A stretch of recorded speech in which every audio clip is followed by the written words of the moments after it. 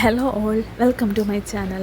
Okay, അപ്പം രാവിലെ എന്താ കുറേ പേനയും പെൻസിലും ബുക്സും പേപ്പറും ഒക്കെ ആയിട്ട് നടക്കും കരുതുന്നു അല്ലേ. അപ്പോൾ എന്താണ് നമ്മുടെ സെക്രട്ടേറിയറ്റ് അസിസ്റ്റൻ്റിൻ്റെ എക്സാമിൻ്റെ ചൂടിങ്ങനെ അടുത്തിട്ടുണ്ട്. ഇനിയൊരു 31 ദിവസം മാത്രമാണ് നമുക്ക് മുന്നിലുള്ളത്. അയ്യോ, ഇനി 31 ദിവസം മാത്രമേ ഉള്ളൂ സെക്രട്ടേറിയറ്റ് അസിസ്റ്റൻറ്റിന് എന്ന് ചിന്തിക്കേണ്ട. 31 ദിവസം ഉണ്ട് നമുക്ക് മുന്നിൽ. സോ അങ്ങനെ ചിന്തിക്കണം.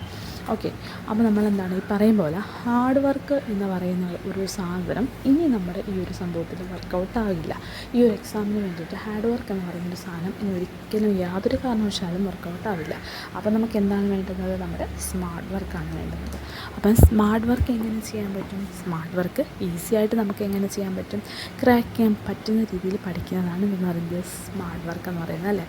അപ്പം നമുക്കറിയാം, ഒരു പ്രിലിമിനറി എക്സാം എന്ന് പറയുന്നത് ഇറ്റ്സ് എ ക്വാളിഫയിങ് എക്സാമാണ് അല്ലേ.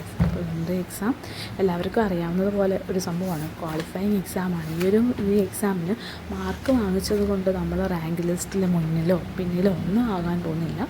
നമുക്ക് മെയിൻസ് എക്സാം എഴുതാം എന്നുള്ളൊരു ചാൻസ് കിട്ടാൻ വേണ്ടിയിട്ട് മാത്രമുള്ളൊരു എക്സാമാണ് ഈ പ്രിലിമിനറി എക്സാം എന്ന് പറയുന്നത്.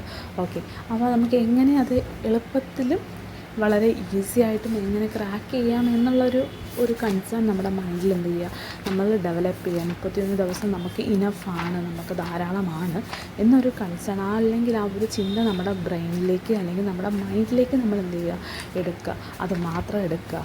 അപ്പം അതിന് വേണ്ടിയിട്ട് നമ്മൾ എന്ത് ചെയ്യുക, വർക്ക് ചെയ്യുക. അത് എങ്ങനെ ഫിലിംസ് ക്രാക്ക് ചെയ്യാം എന്ന് പറഞ്ഞാൽ നിങ്ങൾക്ക് ഓൾറെഡി അറിയാം. പല വീഡിയോസിലും പല ആളുകളും ഒക്കെ നമുക്ക് പറഞ്ഞു തന്നിട്ടുണ്ട്.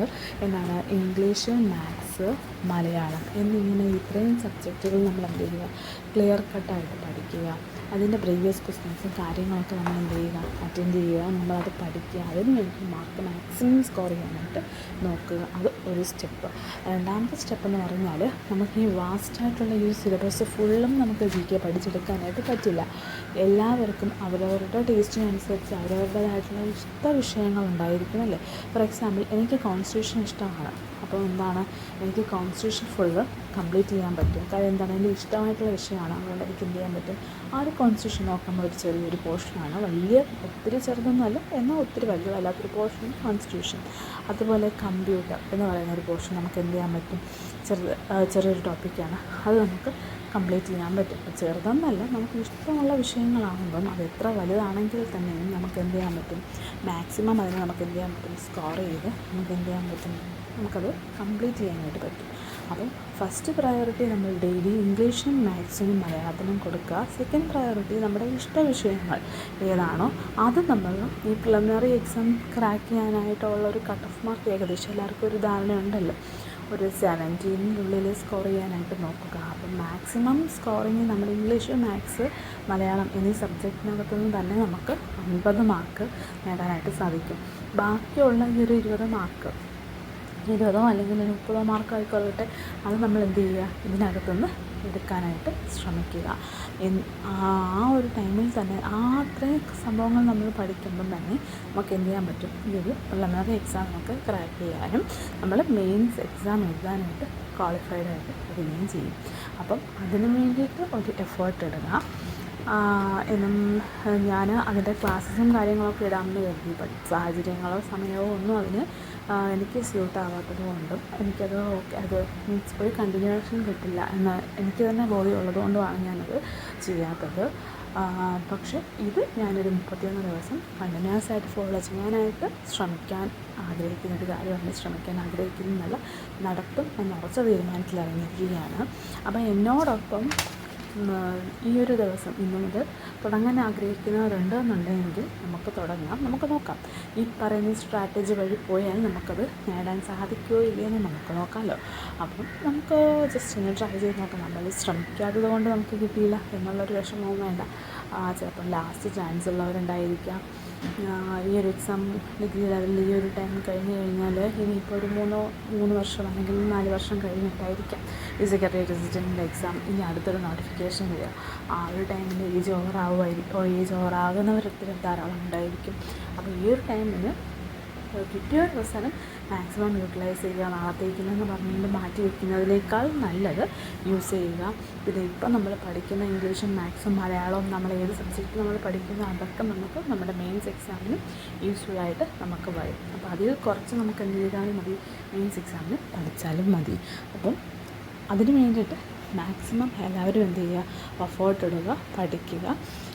അവസരങ്ങളെല്ലായ്പ്പോഴും ഈ പറഞ്ഞതുപോലെ മുന്നിൽ വരില്ല. വരുന്ന സമയത്ത് മാക്സിമം എന്ത് ചെയ്യുക, അതിനെ യൂട്ടിലൈസ് ചെയ്യുക. കുറച്ച് പ്രീവിയസ് ക്വസ്റ്റ്യൻസും കാര്യങ്ങളും കൂടെ റെഫർ ചെയ്യണം. ഞാൻ ആദ്യം കാണിച്ചിരുന്നു, ഒരു പ്രീവിയസ് ക്വസ്റ്റ്യൻ കാണിച്ചിരുന്നു.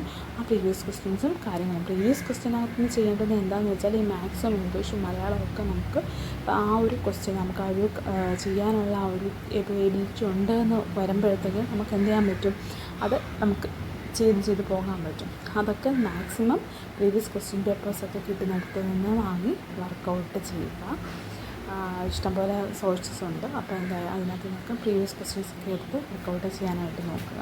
അത് മാത്രമല്ല കുറച്ച് ബുക്സും ഒക്കെ ഉണ്ട്, പ്രീവിയസ് ക്വസ്റ്റ്യൻ കുറച്ച് ബുക്സും കാര്യങ്ങളൊക്കെ കിട്ടാൻ അവൈലബിൾ ആണ് മാർക്കറ്റിൽ. അതൊക്കെ എടുത്ത് നമ്മൾ എന്ത് ചെയ്യുക, മാക്സിമം വർക്കൗട്ട് ചെയ്യുക.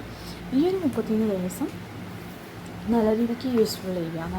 നല്ല ഒരു എഫിഷ്യൻ്റായിട്ട്, നല്ല ഉണർവോടുകൂടി നല്ലൊരു എഫിഷ്യൻ്റായിട്ട് നിങ്ങളുടെ കൺവീനിയൻ്റ് ആയിട്ടുള്ള ടൈമിൽ നിങ്ങൾക്ക് ഫാമിലിയും കുട്ടികളും മറ്റു കാര്യങ്ങളും മറ്റു ഇഷ്യൂസും കാര്യങ്ങളും ഒക്കെ ഉണ്ടായിരിക്കും, എല്ലാം ഉണ്ടായിക്കൊള്ളട്ടെ. അപ്പം നിങ്ങൾക്ക് വേണ്ടിയിട്ട് കുറച്ച് സമയം എന്ത് ചെയ്യുക, സ്പെൻഡ് ചെയ്യുക. ഈ പറയും പോലെ 20 മണിക്കൂർ 30 മണിക്കൂർ 40 മണിക്കൂർ ഒറ്റയിരുത്തിയിരുന്ന് പഠിച്ച് ഉള്ള ബോധം കളയാനല്ല ഞാൻ പറയുന്നത്. നിങ്ങൾക്ക് പറ്റുന്ന സമയം നിങ്ങൾ കുറച്ചേ കൊടുക്കുന്നുള്ളൂ എന്നുണ്ടെങ്കിലും, കാര്യം നിങ്ങൾക്ക് വലിയൊരു ഹെക്റ്റിക്കായിട്ടുള്ള ഒരു ടാസ്ക് നിങ്ങളുടെ മുന്നിലില്ല.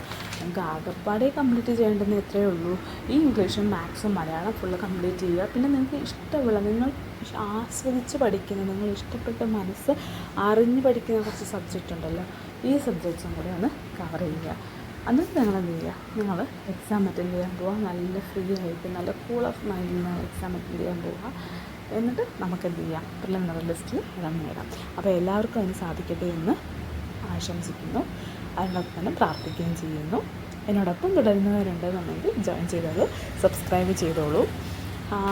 ഇത് കഴിഞ്ഞതിന് ശേഷം, സെക്രട്ടറി പ്രസിഡൻറ്റിൻ്റെ എക്സാം കഴിഞ്ഞതിന് ശേഷം കണ്ടിന്യൂസ് വീഡിയോസും മറ്റു കാര്യങ്ങളും നമ്മുടെ ചാനലിൽ ഉണ്ടായിരിക്കുന്നതാണ്. Okay, thank you for watching.